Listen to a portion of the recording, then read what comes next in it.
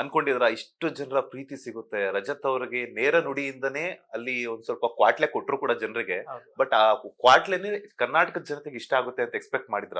ಇಲ್ಲ ಸರ್, ಯಾವುದೇ ಕಾರಣಕ್ಕೂ ನಾನು ಎಕ್ಸ್ಪೆಕ್ಟ್ ಮಾಡಿರ್ಲಿಲ್ಲ. ಹ್ಮ್. ಆಮೇಲೆ ಇಲ್ಲಿ ನನ್ನ ಫ್ರೆಂಡು ಇವಾಗ ಅವನು ಅದನ್ನೇ ಹೇಳಿ ಕಳ್ಸಿದ್ ನನ್ಗೆಲ್ಲರೂ, ಸ್ವಲ್ಪ ಹುಷಾರು, ಮಾತಿನ ನಿಗಾ ಇರ್ಲಿ, ಆಮೇಲೆ ಏನು ಓಪನ್ ಆಗೆಲ್ಲ ಮಾತಾಡಕ್ ಹೋಗ್ಬೇಡ, ಸ್ವಲ್ಪ ತಗ್ಗಿ ಬಗ್ಗೆ ಇರು ಅಂತ. ಬಟ್ ನಾನು ಅಲ್ಲಿ ಒಳಗೆ ಹೋಗೋಕ್ಕಿಂತ ಮುಂಚೆ ನಾನ್ ಡಿಸೈಡ್ ಆಗಿದ್ದೊಂದೇ, I am gonna be the way I am ಅಂತ. ಹ್ಮ್. ಅಂದ್ರೆ ಅದು ಜನರಿಗೆ ಇಷ್ಟ ಯಾಕಂದ್ರೆ ಇವಾಗ ನನಗೆ ಹಲವಾರು ಜನ ಫ್ರೆಂಡ್ಸ್ ಇದ್ದಾರೆ, ಆಮೇಲೆ ಹಲವಾರು ಜನ ಪರಿಚಯ ಇದ್ದಾರೆ. ನಾನು ಇವಾಗ ಹೆಂಗಿದ್ದೀನೋ ಹಂಗಿರೋದಕ್ಕೇನೆ ಜನ ನನ್ನ ಫ್ರೆಂಡ್ಸ್ ಸರ್ಕಲ್ ನನ್ನ ಇಷ್ಟಪಟ್ಟಿದ್ದು. ಸೊ ಇಷ್ಟಪಡ್ತಾರೆ ಅಂದ್ರೆ ಮೈಟ್ ಬಿ ಜನಕ್ಕೂ ಇಷ್ಟ ಆಗ್ಬೋದು ಅನ್ನೋದು ನನ್ನ ಮನಸ್ಸಲ್ಲೆಲ್ಲೋ ಇತ್ತು. ಸೊ ಅದು ಲಕ್ಕಿಲಿ ನನಗೆ ಈ ಮಟ್ಟಕ್ಕೆ ಪ್ರೀತಿ ಕೊಡ್ತಾರೆ, ಈ ಮಟ್ಟಕ್ಕೆ ಒಂದು ರೆಕಗ್ನೈಸೇಷನ್ ಸಿಗುತ್ತೆ. ಆಮೇಲೆ ಎಲ್ಲಿ ಹೋದ್ರೂ ಇವಾಗ ಅದೇ ಬಚ್ಚಿಕೊಂಡೇ ಹೋಗ್ಬೇಕಾಗಿದೆ ಹೊತ್ತು ಓಪನ್ ಆಗಂತೂ ಓಡಾಡಕ್ಕಾಗ್ತಾ ಇಲ್ಲ. ಅದೊಂದಿದೆ.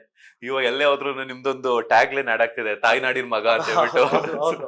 ಸೊ ಬಿಗ್ ಬಾಸ್ ರಜತ್ ಜೊತೆಗೆ ತಾಯ್ನಾಡಿನ ಮಗ ಮತ್ತೆ ಪುಣ್ಯಕ್ಷೇತ್ರದ ಮಹಾಪುರುಷ ಈ ತರದ ಎಲ್ಲಾನು ನೋಡ್ತಿದ್ದಾಗ ಹೆಂಗ್ ಅನಿಸ್ತದೆ ಅಂತ? ಸರ್ ಅದು ಸುದೀಪ್ ಸರ್ ಹೇಳಿದಕ್ಕೆ ಅಷ್ಟು ದೊಡ್ಡ ಮಟ್ಟಿಗೆ ಹೆಸರೈತೆ ಹೊರತು ಅದು ಏನು ಇರ್ಲಿಲ್ಲ. ಅದೊಂದು 2-3 ಸತಿ ಸುಮ್ನೆ ಟ್ರಿಪ್ಗೆ ಹೋಗಿದ್ದಷ್ಟೇ.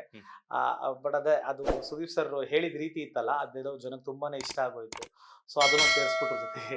ಅದ್ರಲ್ಲಿ ನಿಮ್ಮ ವೈಫ್ ಅಕ್ಷತಾ ಅವರು ಹಾಗೇನೆ ತಾಯಿ ಅವರು ಕೂಡ ಹೇಳ್ತಿದ್ರು, ಸೊ ತಾಯ್ನಾಡು ತಾಯ್ನಾಡು ಅಂತಂದ್ರೆ.